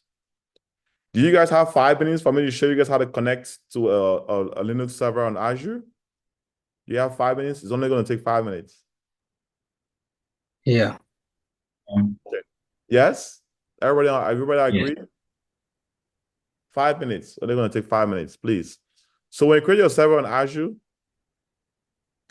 if you go to virtual machines, your server is here. My ears are blocked. Right here. This is your server, right? I'll minimize this. In Azure, Microsoft Azure, we don't connect. You click this, try to connect like this. We don't connect like this, right? We connect using a different method called a bastion host. Let me draw it out a little bit. So in Azure, this is your server. This is your actual server that you created, your virtual machine you created. This is you, the clients, right? Coming from Firefox. In Azure, there's something called a bastion host. Bastion. It's another machine between you and the server. However, this machine is also within the Azure region as well. This is what region am I in again? Central US, which is Oklahoma, right? Central-US.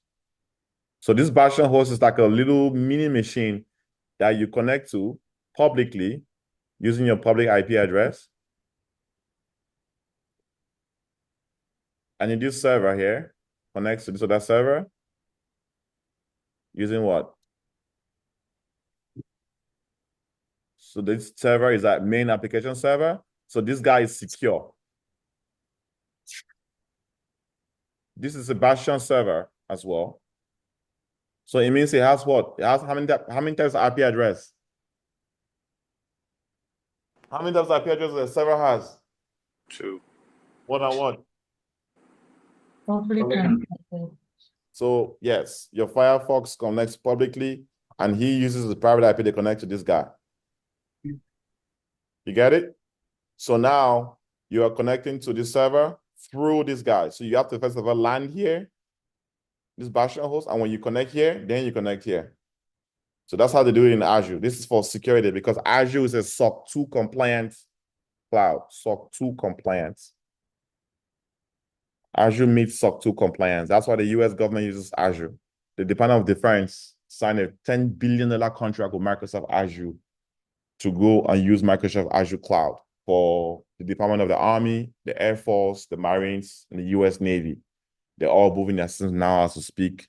It's a 25-year project. My cousin works there to move their systems to Azure Cloud because Azure is SOC 2 compliant. With AWS, you can connect anyhow. They don't care. With Azure, you have to connect like this. Security is key at Microsoft. Security is a big, big thing. So go back here. Where is it? Connect. On that connect, you have connect and you have bastion. You see that? On that connect, you have connect and you have bastion. We're going to click bastion. I'm going to create a bastion type. We're going to choose private key from local file, which is what we already created. The username is Azure user. The username is in the connection. It's here. I didn't make it up. It's here. Where's the username? Where is it? Somewhere here. Help me, guys. It's here. Azure user. Where is it?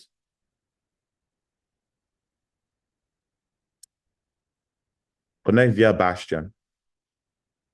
And the username is Azure user. That's what username is. Somewhere in there. And then you connect using private key from local file. My key file is which one? I forgot my key pair name. Is Debo first keep No. I don't have to even struggle to look at it. Honestly, it's there. It's here. It's here. My key pair name is here somewhere.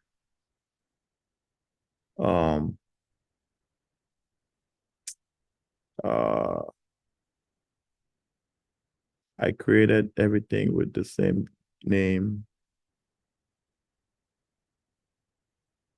Oh boy. You guys see it? I've had a long day. I don't even see. It's somewhere here. No? I'll just create a new server. No, just create a new server. I forgot the name of it. Without the name, I cannot connect. So I don't want to do something that, it's just simple as that. On the job, you will have on the job, they have a list of all server names and everything. It's very organized on the job, right? You will not be storing your personal names. You will have a naming convention on the job. A naming convention is an organized way of how you name things on the job. So if you work for Geico.com, it would be like Geico dash Dallas or DTX dash, there's this structure of how things are named. So you will not run into this issue where you forgot your name. I'm gonna just create a new server real quick. Cloud SRE. My test server, and I'm gonna just create a new key pair. I'm doing Red Hat Linux 8.10. Public key, that's the username. It's always Azure user, right? You don't need to worry. You just know that it's always Azure user, always. Or you can change it if you want to, but the default is Azure user. Then I'm gonna create a new key pair called my test key pair, my test key. And I'm gonna open this ports 80 HTTPS, done. That's it. So it's gonna download. I'm gonna download this test server key. I'm gonna create, validation passed, and create. And I'm gonna download that key. That's it. Boom. It goes and download here. It's in my downloads now. I go to downloads. It's right there. My test server key. So I'm gonna use that to connect to the Bastion. Then it's creating. Go home. Virtual machines. Refresh. There it is. Still creating. Takes about 1 or 2, 3 minutes. As a public IP. It's creating, it's done. When succeeded. Refresh it again. And then connect your Bastion. And from local file, Azure user. And then select the file. Open that. And connect. And that's it. I'm connected. Now I can start running my commands. Uname -A, top command, all that stuff. That's it. It's easy, right? It's very easy, guys. Come on now. All right.